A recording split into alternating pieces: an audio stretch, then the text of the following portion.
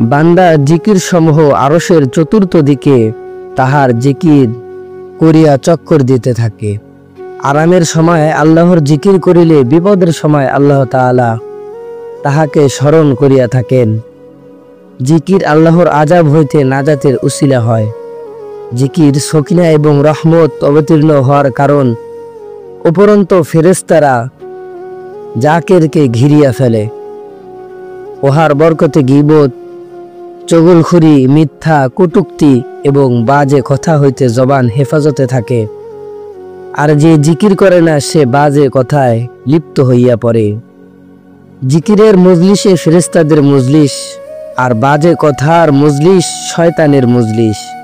এখন যাহারা যেরূপ ইচ্ছা সেরূপ মজলিস পছন্দ করিতে পারে।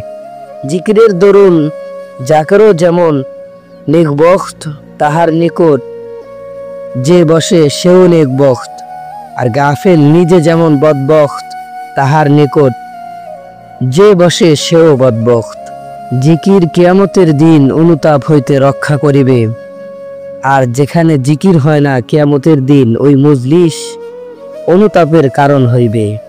জিকিরের সহিত যদি নির্জনে কন্দন করা যায়, তবে কিয়ামতের ভীষণ রৌদ্রতাপে যখন মানুষ দিশাহারা হইয়া যাইবে, তখন সে আরশের নিচে ছায়া পাইবে।